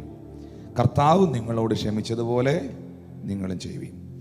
എല്ലാറ്റിനും മീതെ സമ്പൂർണതയുടെ ബന്ധമായ സ്നേഹം ധരിപ്പീൻ. ക്രിസ്തുവിൻ്റെ സമാധാനം നിങ്ങളുടെ ഹൃദയങ്ങളിൽ വാഴട്ടെ. നന്ദിയുള്ളവരായിരിക്കും. ഇവിടെ എഴുതിയിരിക്കുന്നു ദീർഘക്ഷമ ധരിക്കാൻ. ഒരുത്തനോട് ഒരുത്തന് വഴക്കുണ്ടായാൽ ഉണ്ടാകാൻ സാധ്യതയുണ്ട്, ഇല്ലേ? ഉണ്ടാകാൻ സാധ്യതയുണ്ട്. വഴക്കുണ്ടാകാൻ സാധ്യതയുണ്ട്. വഴക്കുണ്ടായിട്ടുണ്ടോ വീട്ടിൽ? ആരോടെങ്കിലും എന്തെങ്കിലും ഒരു ചെറിയ വഴക്കെങ്കിലും ഉണ്ടാക്കിയുള്ളവരൊന്ന് കൈ ഉയർത്തി. സ്തോത്രം. തമ്മിൽ ക്ഷമിക്കുകയും ചെയ്യുവീൻ. എങ്ങനെ ക്ഷമിക്കണം? കർത്താവ് നിങ്ങളോട് ക്ഷമിച്ചതുപോലെ നിങ്ങളും ചെയ്യുവീൻ. ഇനി അടുത്ത വേർഡ് നിങ്ങൾ ശ്രദ്ധിക്കണം. എല്ലാറ്റിനും മീതെ സമ്പൂർണതയുടെ ബന്ധമായ സ്നേഹം ധരിപ്പിക്കും. ബന്ധം. അപ്പൊ മുകളിൽ ക്ഷമിക്കണമെന്ന് പറഞ്ഞു. ആ ക്ഷമ കർത്താവ് ക്ഷമിച്ചതുപോലെ ക്ഷമിക്കണമെന്ന് പറഞ്ഞു. എന്നിട്ട് താഴേക്ക് വരുമ്പോൾ 14-ാമത്തെ വാക്യത്തിൽ പറയുന്നു ബന്ധം. എപ്പോഴും ഓർത്തോണം, ക്ഷമയുള്ളിടത്തെ ബന്ധമുള്ളൂ. ബന്ധങ്ങൾ അറ്റുപോകുന്നതിൻ്റെ കാരണം, പലതും അറ്റുപോയതിൻ്റെ കാരണം പലപ്പോഴും പലയിടത്തും പലതിലും നമുക്ക് ക്ഷമിക്കാൻ പറ്റാത്തതാണ്. ഹല്ലേലൂയ. 15-ാമത്തെ വാക്യത്തിൽ വരുമ്പോൾ അടുത്തൊരു വേർഡ് കിടപ്പുണ്ട്, ക്രിസ്തുവിൻ്റെ സമാധാനം നിങ്ങളുടെ ഹൃദയങ്ങളിൽ വാഴട്ടെ. ഹല്ലേലൂയ. ആമേൻ. ഈ ക്ഷമയുള്ളിടത്ത് സ്നേഹമുണ്ട്, സ്നേഹവും ക്ഷമയും ഉള്ളിടത്ത് ബന്ധമുണ്ട്.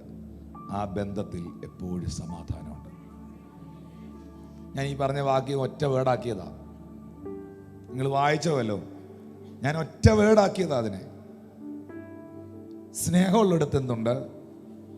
ക്ഷമയുണ്ട്. ഹല്ലേലൂയ. ഞാൻ പറയുന്നു, സ്നേഹമുള്ളിടത്ത് ക്ഷമ ഉറപ്പായിട്ടുണ്ട്. ഈ മനുഷ്യൻ എന്നെ സ്നേഹിക്കുന്നുണ്ടെങ്കിൽ മാത്രമേ ഈ മനുഷ്യൻ എന്നോട് ക്ഷമിക്കാൻ പറ്റത്തുള്ളൂ.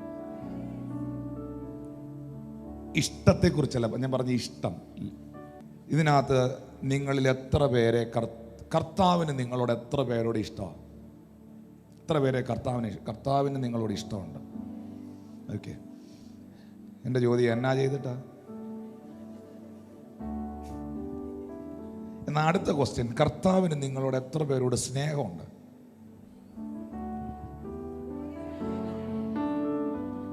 ശരിക്കും പറഞ്ഞാൽ കർത്താവിന് ഈ ഇഷ്ടമെന്ന് പറയുന്നത് പ്രവൃത്തികൾക്ക് അടിസ്ഥാനപ്പെട്ടതാണ്.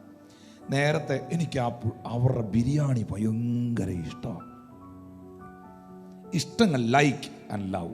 ഫേസ്ബുക്കിനകത്തൊക്കെ കൊടുക്കുന്ന എന്നാ ലൈക്ക്. ഇപ്പം ഞാൻ അങ്ങാരുടെ വീഡിയോയ്ക്ക് ലൈക്ക് കൊടുക്കുന്നില്ല, കാരണം ഇപ്പം അയാളെ എനിക്ക് ഇഷ്ടമല്ല. ഇഷ്ടമായിരുന്നപ്പം മാത്രമാണ് ഞാൻ എന്ത് കൊടുത്തേ? ലൈക്ക് കൊടുത്തേ. ഇഷ്ടങ്ങൾക്ക് എന്ത് വരാം? മാറ്റം വരാം. അപ്പം ഇഷ്ടങ്ങൾ എന്ത് ചെയ്യും? മാറും. നിങ്ങളുടെ ഭാര്യയോട് നിങ്ങൾക്ക് വേണ്ടത് ഇഷ്ടമല്ല, സ്നേഹമായിരിക്കണം. ഇഷ്ടങ്ങൾ ഒരു ചെറിയ കാര്യത്തിന് മാറും. അത് നമ്മൾ തന്നെ ക്രിയേറ്റ് ചെയ്യുന്നതാണ് ഇഷ്ടങ്ങൾ, അത് നമ്മുടെ ഇഷ്ടങ്ങളാണ്. പക്ഷെ സ്നേഹം എന്ന് പറയുന്നത് the love never change. സ്നേഹം ഒരു നാളും ഉതിർന്നു പോകുന്നില്ല. സ്നേഹം ഒരിക്കലും ഇല്ലാതാകത്തില്ല. ഒരാളോട് നമുക്ക് ആഴമേറിയ സ്നേഹം ഉണ്ടെങ്കിൽ ഉറപ്പായിട്ടും അദ്ദേഹത്തെ നമ്മൾ മനസ്സിലാക്കും. അദ്ദേഹം പറയുന്നത് നമ്മൾ ക്ഷമിച്ചിരിക്കും. സ്നേഹമുള്ളിടത്ത് മാത്രമേ ക്ഷമയുള്ളൂ. ഞാനൊരു വഴക്ക് നിങ്ങളെ പറഞ്ഞാൽ നിങ്ങളത് ക്ഷമിക്കുന്നെങ്കിൽ ഉറപ്പാണ് നിങ്ങൾ എന്നോട് കാണിച്ച സ്നേഹം കറക്റ്റായിരുന്നു. നിങ്ങൾ എന്നോടത് ക്ഷമിച്ചില്ലെങ്കിൽ ഉറപ്പാണ് നിങ്ങൾ എന്നോട് കാണിച്ച സ്നേഹം ആക്ടിങ് ആയിരുന്നു. കാരണം സ്നേഹമുള്ളിടത്ത് കൃത്യമായ ക്ഷമയുണ്ട്. കർത്താവ് നമ്മളെ സ്നേഹിച്ചത് കൊണ്ടാണ് കർത്താവ് നമ്മളോട് ക്ഷമിച്ചത്.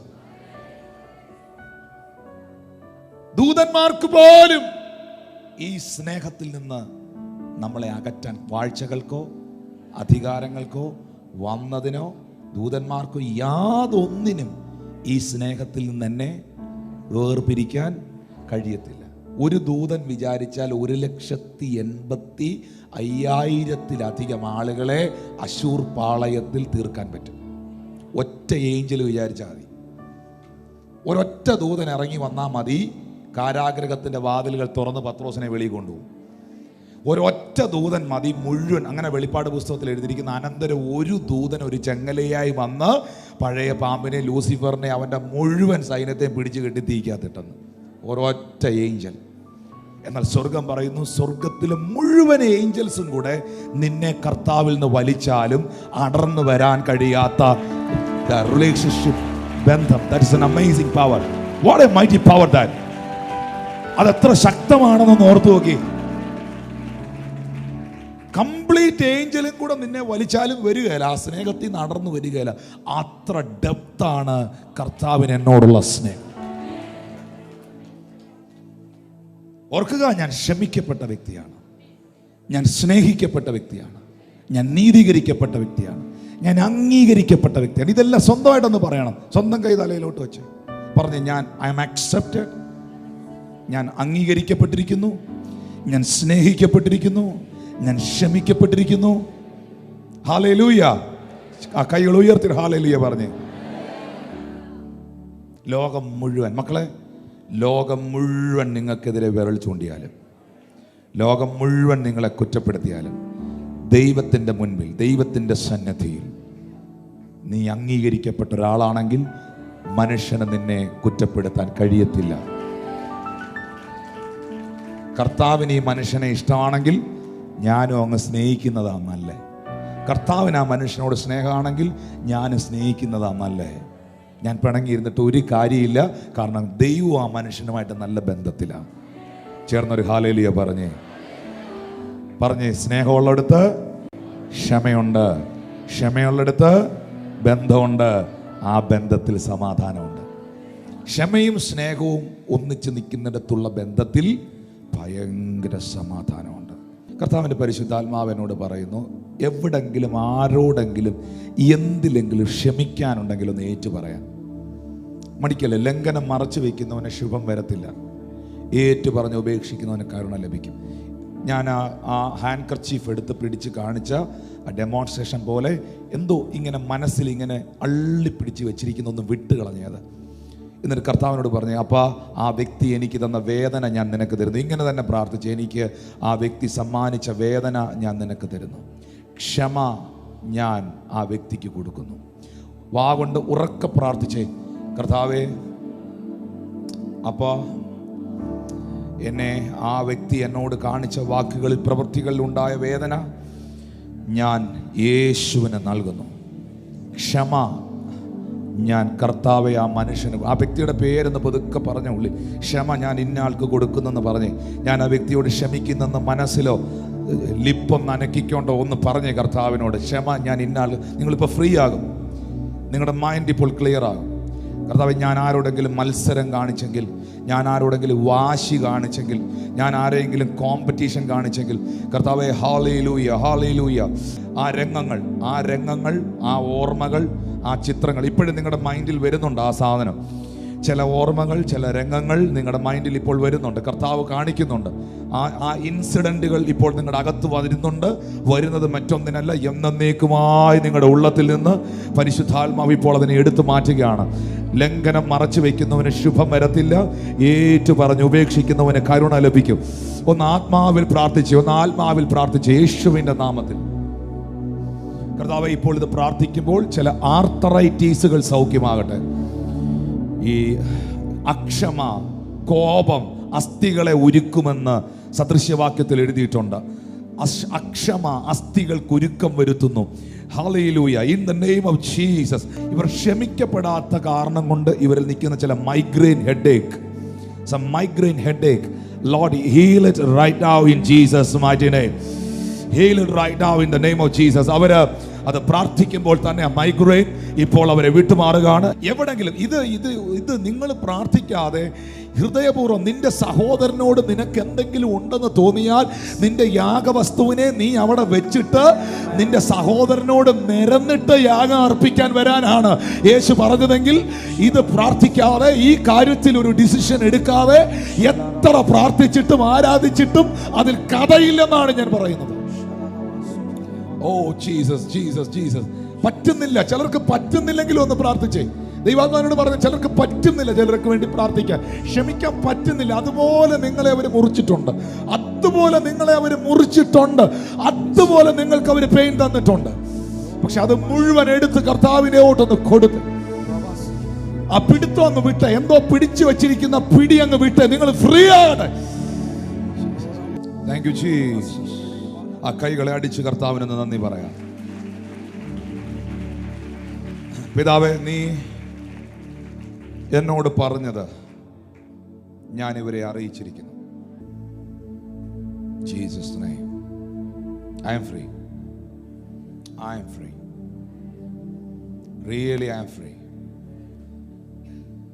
ഇനി ഈ വചനവും നിങ്ങളുമായിട്ട് തീർത്തോണം.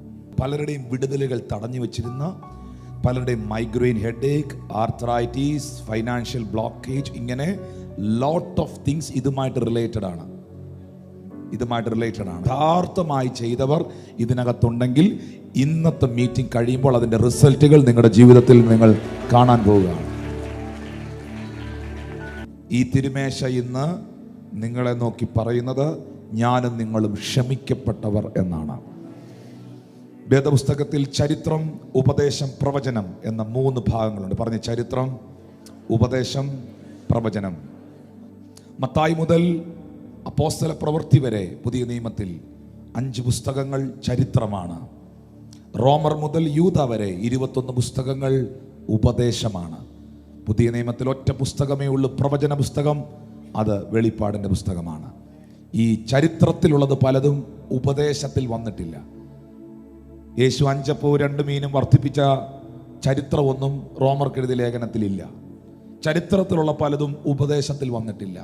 ഉപദേശത്തിലുള്ള പലതും പ്രവചനത്തിലും വന്നിട്ടില്ല. പക്ഷേ ഇന്നിപ്പോൾ നിങ്ങൾ കാണുന്ന തിരുമേശ ചരിത്രത്തിലും ഉപദേശത്തിലും പ്രവചനത്തിലുമുള്ളതാണ്, ഒരുപോലെ ഉള്ളതാണ്. ഇത് യേശുവിനാൽ സ്ഥാപിതമായതാണ്. ദൈവത്താൽ സ്ഥാപിതമായ 2 കൂദാശകളേ ഉള്ളൂ. 2 കൂദാശകൾ മാത്രമേ, കൂദാശ എന്ന് പറഞ്ഞാൽ ശുശ്രൂഷകൾ മാത്രമേ വേദപുസ്തകത്തിൽ ദൈവത്താൽ സ്ഥാപിതമായിട്ടുള്ളൂ. ഒന്ന് വിശുദ്ധ വിവാഹം. ആദ്യത്തെ വിവാഹം ഏദനിൽ നടത്തിയ തിരുമേനി, അച്ഛൻ, പാസ്റ്റർ, കാർമികൻ, സർവശക്തനാകുന്ന ദൈവമാണ്.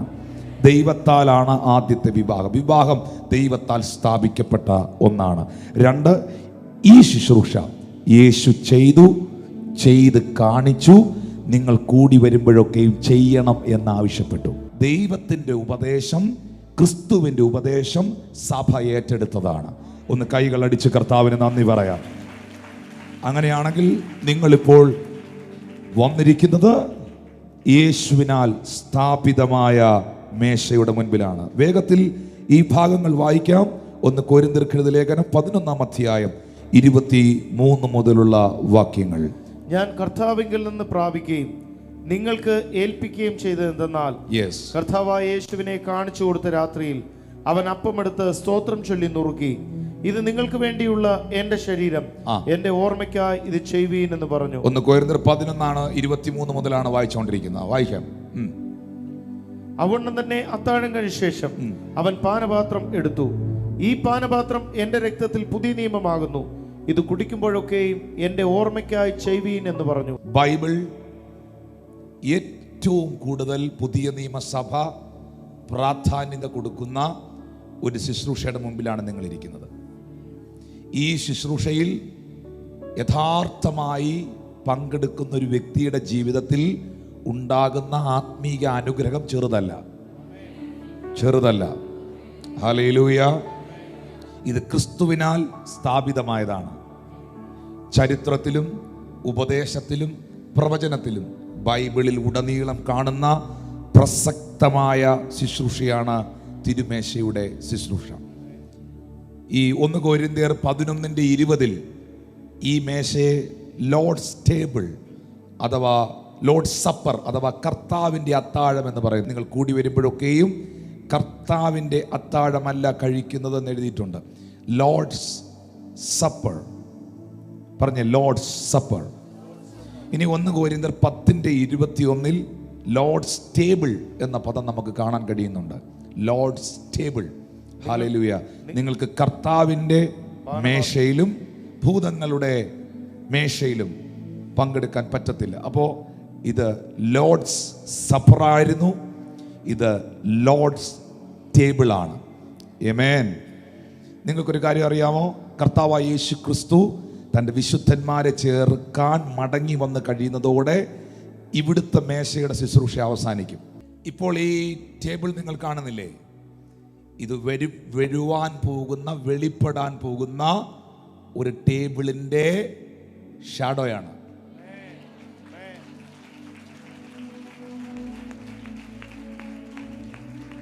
ഞാൻ ഇങ്ങനെ ആഗ്രഹിക്കുന്നു, യേശുവിൻ്റെ വരവോടെ സഭ ഇവിടുന്ന് എടുക്കപ്പെടുന്നു.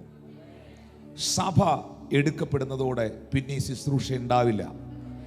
ഇവിടെ സെറ്റായ ടേബിളിൻ്റെ റിയൽ ടേബിൾ സ്വർഗത്തിൽ നിങ്ങൾക്ക് കാണാൻ കഴിയും. That's A real table.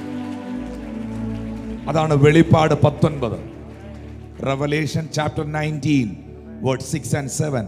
അപ്പോൾ വലിയ പുരുഷാരത്തിൻ്റെ ഘോഷം പോലെയും പെരുവെള്ളത്തിൻ്റെ ഇരച്ചിൽ പോലെയും തകർത്ത ഇടിമുഴക്കം പോലെയും ഞാൻ കേട്ടത്. നാം സന്തോഷിച്ച് ഉല്ലസിച്ച് അവന് മഹത്വം കൊടുക്കാം.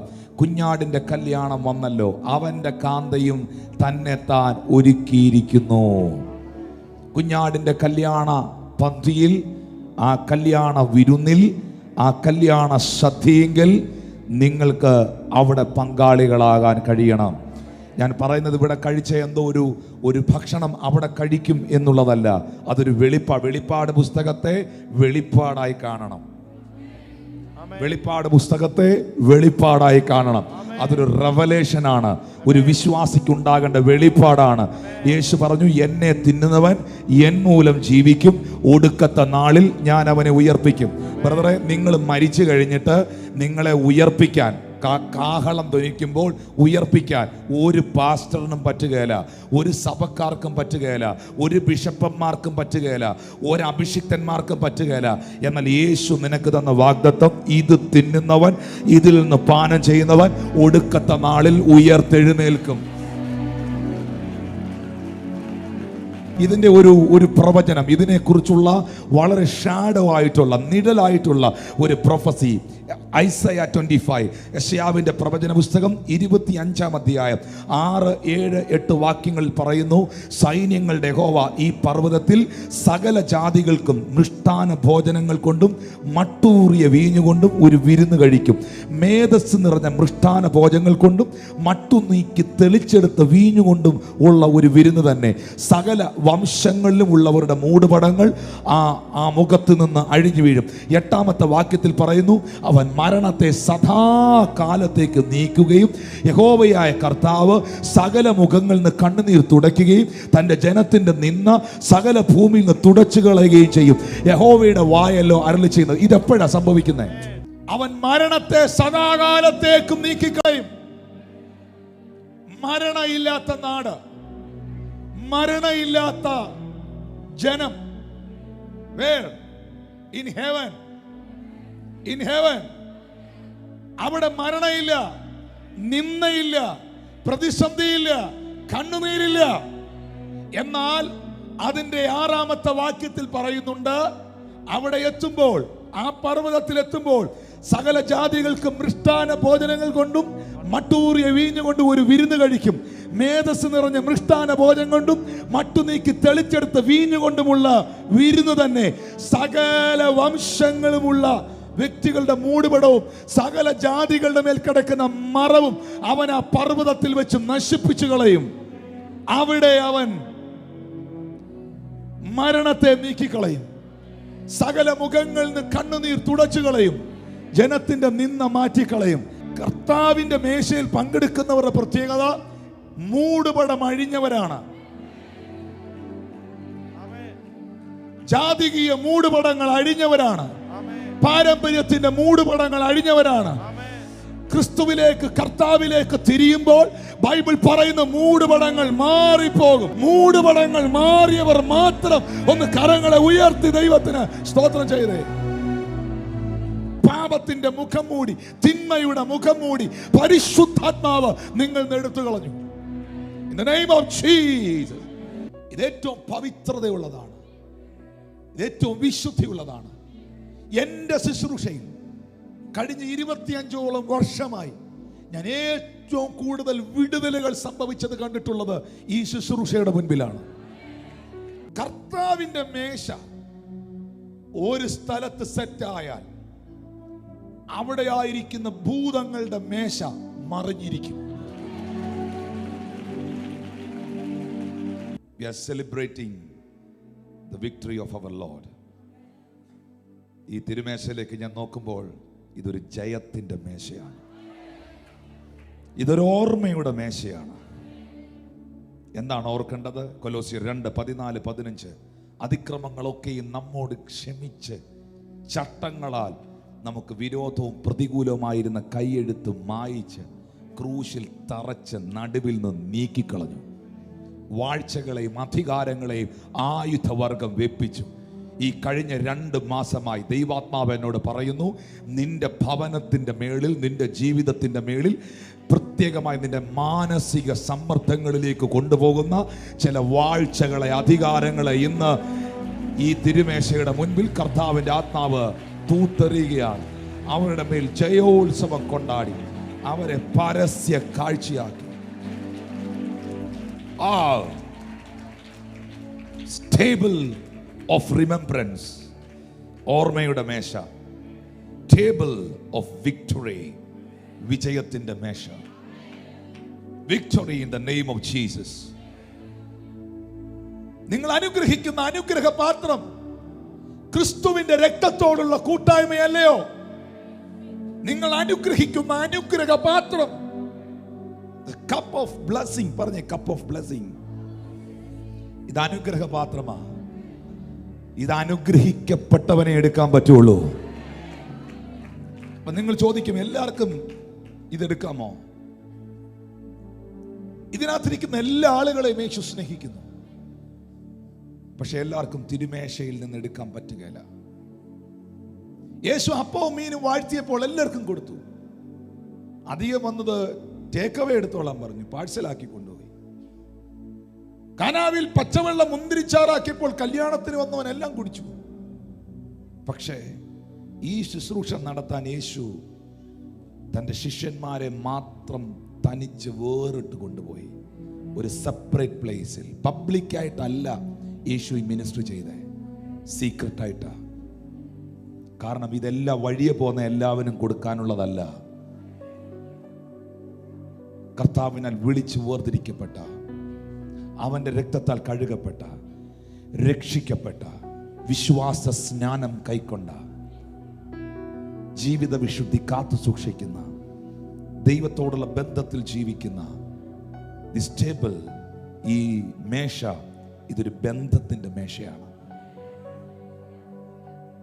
ഇന്നിതിൽ സ്നാനപ്പെടാത്ത ആരെങ്കിലും ഇരിപ്പുണ്ടെങ്കിൽ ഞാൻ സ്നേഹത്തോടെ നിങ്ങളോട് പറയുന്നു, നിങ്ങൾ സ്നാനപ്പെടണം. യേശു വരാറായി.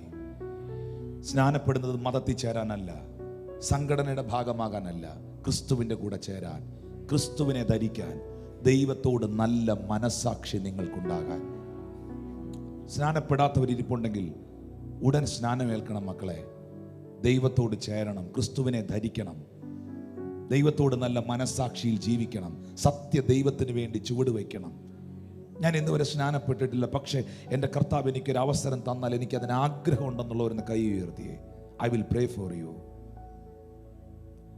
പല ശാപങ്ങളും പൊട്ടാത്തത് ഈ കാരണം കൊണ്ടാണ്. കാരണം സ്നാനം ദൈവത്തിൻ്റെ കൽപ്പനയാണ്. ആദിയിൽ ദൈവം ആകാശവും ഭൂമിയും ഉണ്ടാക്കിയെന്ന് ഒറ്റ വാക്യമേ ഉള്ളൂ. ഇത്രയും വലിയ ആകാശവും ഭൂമിയും ഉണ്ടാക്കിയിട്ട് ഒറ്റ വാക്യം, ആകാശവും ഭൂമിയും ഉണ്ടാക്കി. പക്ഷെ സ്നാനപ്പെടണമെന്നും വിശ്വസിച്ച് സ്നാനമേൽക്കണമെന്നും പുതിയ നിയമത്തിൽ മാത്രം 33 തവണയുണ്ട്. You understand me? നിങ്ങളുടെ കയ്യിലിരിക്കുന്ന ബൈബിളിൽ ദൈവം എഴുതി തന്നിട്ടുണ്ട്. ചില ആൾക്കാർക്കൊരു പ്രശ്നമുണ്ട്, ദൈവം എന്നോട് പറയട്ടെ എന്നിട്ട് ഞാൻ സ്നാനപ്പെടാന്ന്.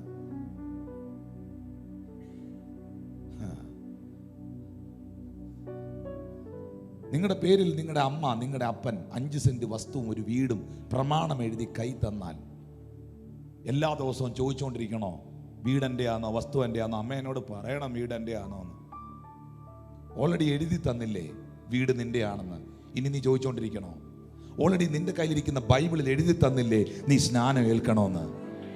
ഇനി ദൈവം വന്ന് പ്രത്യക്ഷപ്പെട്ട് പറയണോ? ഓൾറെഡി ദൈവം പറഞ്ഞു കഴിഞ്ഞു, വിശ്വസിക്കുന്നവർ സ്നാനമേൽക്കണമെന്ന്. കർത്താവിന്റെ കൽപ്പന അനുസരിക്കാൻ ആഗ്രഹിക്കുന്നവർ കൈ ഉയർത്തി പിടിച്ചേ. I want to pray for you. Can you please stand on your feet? ഒന്ന് എഴുന്നേറ്റ് നിന്നോ. യേശുവേ, വളരെ ആത്മാർത്ഥമായി ഈ വചനത്തിന് മുമ്പിൽ സമർപ്പിച്ച ഈ പ്രിയ കുടുംബങ്ങളെ, വ്യക്തികളെ ഞാൻ ഏൽപ്പിച്ച് പ്രാർത്ഥിക്കുന്നു. In the name of Jesus I bless them lord. I break it all the curses. I break it all the curses in the name of Jesus. യേശുവിൽ വിശ്വസിക്കുമ്പോൾ അവരുടെ ശാപങ്ങളെ ക്രിസ്തു മാറ്റുന്നു. ക്രിസ്തു യേശുവിൽ ഉള്ളവർക്ക് ഒരു ശിക്ഷാവിധിയുമില്ല. നിന്റെ കൽപ്പന അനുസരിപ്പാൻ അവർക്ക് കൃപ ചെയ്യണമേ, യേശുവിൻ നാമത്തിൽ തന്നെ. Please be seated in the presence of the Lord. Hallelujah. Hallelujah. വാഴ്ചകളെ അധികാരങ്ങളെ ആയുധവർഗം വെപ്പിച്ച് അവരുടെ മേൽ ജയോത്സവം കൊണ്ടാടി പരസ്യ കാഴ്ചയാക്കി. We are celebrating the victory of Jesus. It's a remembrance, the table of remembrance. Thank you, Jesus. Israel ജനം രക്തത്തളി ആചരിച്ച് പെസഹ കുഞ്ഞാടിനെ അറുത്ത് അതിൻ്റെ രക്തം കട്ടിളക്കാൽമേലും കുറുമ്പടിമേലും പുരട്ടി. അങ്ങനെ രക്തത്താൽ ഉള്ള വിമോചനം, പറഞ്ഞേ, രക്തത്താലുള്ള വിമോചനം. ഈ രക്തത്താലുള്ള വിമോചനം സ്വീകരിച്ച ഒരു കൂട്ടത്തിൻ്റെ മുൻപിലാണ് ചെങ്കടൽ രണ്ടായത്. രക്തത്താലുള്ള വിമോചനം സ്വീകരിച്ച ഒരു കൂട്ടത്തിൻ്റെ മുൻപിലാണ് തീക്കൽ പാറയിൽ നിന്ന് വെള്ളം ഒഴുകി വന്നത്. രക്തത്താൽ വിമോചനം സ്വീകരിച്ച ഒരു കൂട്ടത്തിന് വേണ്ടിയാണ് പകൽ മേഘസ്തംഭവും രാത്രി അഗ്നിത്തൂണുമായി ദൈവം കൂടെ നിന്നത്. യേശുവിൻ്റെ രക്തത്താൽ വീണ്ടെടുക്കപ്പെട്ട ഒരു വ്യക്തിയാണ് താങ്കളെങ്കിൽ സ്വർഗത്തിൻ്റെ എല്ലാ പ്രൊവിഷനുകളും നിനക്കുള്ളതാണ്. ഒന്ന് വിശ്വസിക്കുന്ന എത്ര പേരുണ്ട്? Miracles is yours, deliverance is yours. In the name of Jesus, in the name of Jesus, in the mighty name of Jesus.